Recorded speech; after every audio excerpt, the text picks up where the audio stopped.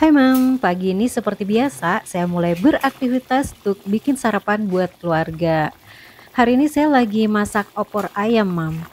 Ya beginilah kesibukan di pagi hari ya Mam.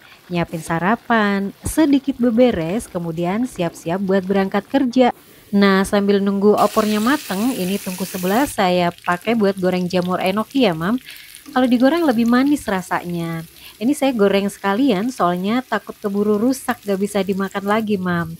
Daripada kebuang sayang jadi mending saya goreng sekalian aja. Nah selesai goreng jamur saya goreng bawang merah juga ya Mam. Karena udah gak ada stok bawang merah goreng. Jadi saya goreng sendiri deh. Nih ayamnya juga udah mulai nyusut airnya. Ini tadi udah saya tambahin santan ya Mam. Jadi sekarang tinggal tambahin bawang goreng aja sebagai pelengkapnya. Tara, siap buat sarapan.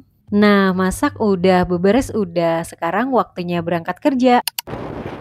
Ini saya lagi perjalanan menuju ke tempat kerja ya, Mam. Kurang lebih 10 menit saya udah nyampe di kantor. Buat Mam yang pagi ini lagi disibukkan dengan berbagai aktivitas, semangat Mam.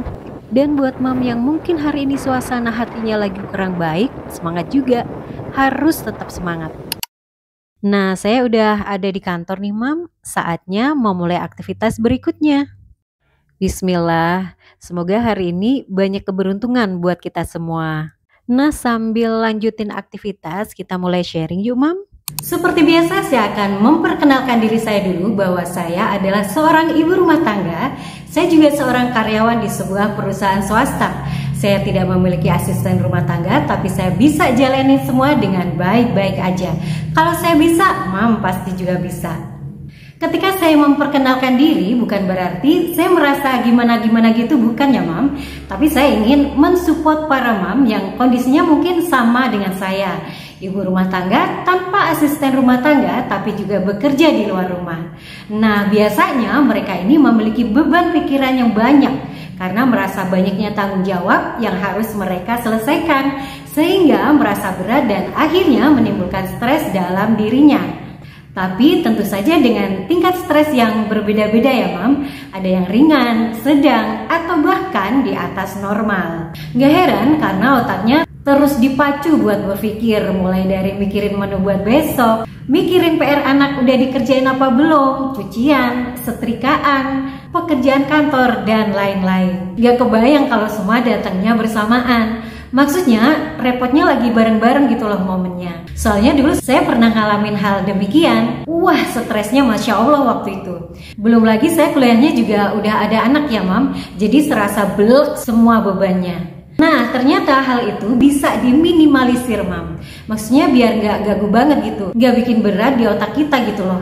Jadi kita tetap bisa bahagia, tetap bisa fresh otaknya, pikirannya, sehingga gak gampang tersulut emosi jika ada sesuatu yang agak kurang pas di hati. Pernah kan lihat video ibu-ibu yang dalam perjalanan kerja kecelakaan karena kurang fokus? Ada lagi ibu-ibu yang ngomel-ngomel, teriak-teriak waktu kena polantas. Ada lagi yang kasar ke anak, baik verbal maupun non-verbal. Gampang bentak anak, ngomongnya selalu ngegas, kalau gak suka langsung mukul, jambak, nyubit kasar. Sebenarnya itu terjadi karena banyaknya tekanan dalam dirinya. Nah, saat inilah peran suami itu sangat dibutuhin buat menenangin hatinya. Partner terbaik dan terdekat kita itu sebenarnya hanya satu, suami. Tapi kalau suaminya gak ngerti, ini yang saya sebagai wanita aja merasa kasihan banget. Dia butuh pundak tuh bersandar, butuh tempat curhat tuh ngeluarin unek-uneknya, kegelisahannya, rasa capeknya, stresnya. Itu aja sih sebenarnya. Didengerin curhatnya gitu aja udah bisa buat hati seorang istri itu adem loh. Apalagi dibantuin dikit-dikit kayak ngelap meja lah, naruh sesuatu pada tempatnya gitu aja udah seneng ya Mam. Sesuatu yang gak pernah dilakuin suami, terus kok dilakuin itu rasanya sesuatu banget ya Mam. Udah kayak ngasih perhatian super rasanya. Dipijitin pundaknya, kakinya, atau cuma dipeluk gitu aja udah tenang. udah kehibur rasanya. Nah, agar suami bisa sampai ke tahap itu dibutuhkan komunikasi yang baik, yang intens, yang maksudnya bukan untuk marah-marah atau ngomelin ya, apalagi menghukumi, menyalahkan, bukan ya Mam?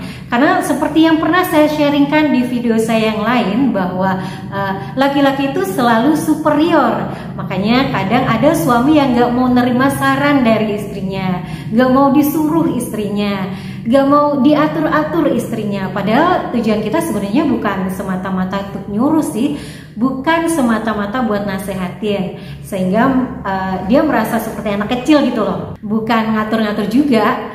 Tapi sebenarnya kita tuh hanya ingin dibantu, dimengerti, itu aja sebenarnya. Tapi penerimaan suami biasanya beda, dan cara kita mengkomunikasikan ke suami juga kadang agak salah Mam. Bukan salah sih, tapi perlu diperbaiki biar gak kelihatan kalau kita itu yang superior gitu loh. Pilih waktu yang tepat ketika mau ngobrol hal penting sama suami.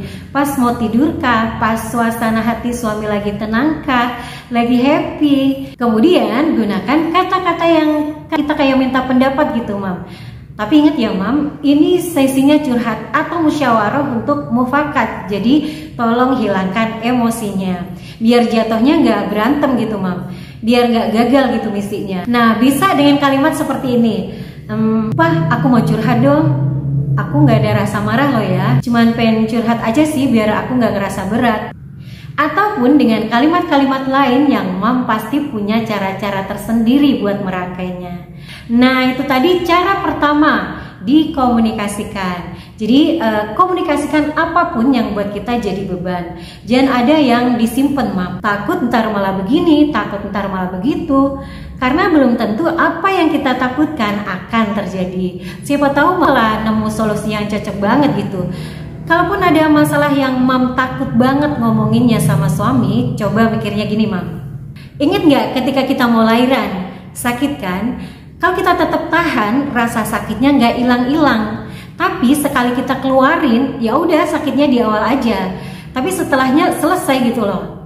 Nah, begitupun dengan masalah. Kalau terus kita pendam, sakit sendiri. Tapi kalau kita bagi, akan menjadi lebih ringan. Kemudian cara berikutnya adalah berusaha memaklumi situasi, memaklumi keadaan, apapun lah. Jangan semua harus sesuai dengan pikiran kita, karena itu akan buat kita berat gitu loh.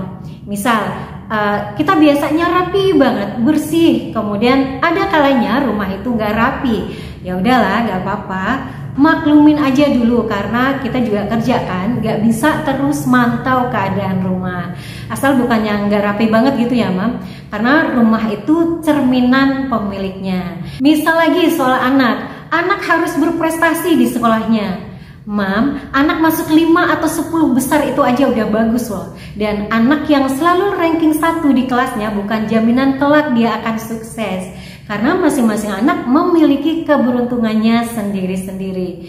Saya pernah contohin di video saya yang lain ya Mam, tentang nama-nama orang sukses yang dulunya ternyata nilainya itu nggak pernah bagus di kelasnya. Tapi banyak juga yang selalu jadi juara kelas, sukses juga hidupnya. Kalau Mam selalu dampingin anak saat belajar sih boleh ya, agak neken, tapi bukan yang neken banget gitu ya.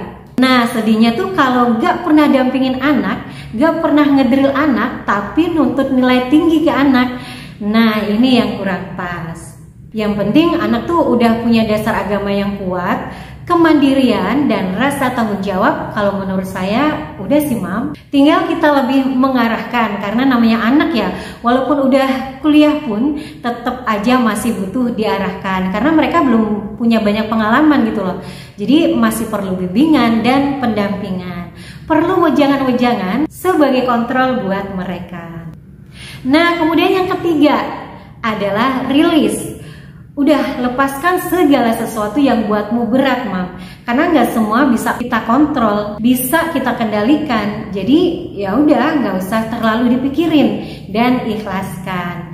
Dan perasaan yang paling susah untuk jalanin adalah rasa ikhlas. Tapi kalau kita yakin kuasa Allah, maka akan lebih mudah buat kita. Dan sulit itu bisa dipelajari kok biar jadi mudah. Dulu waktu pertama kali belajar baca, kita ngerasa sulit kan? Tapi lama-lama mudah karena kita udah mempelajarinya, udah praktek, udah mencoba. Dan terakhir Mam, bisa me time dengan berlama-lama rebahan kah?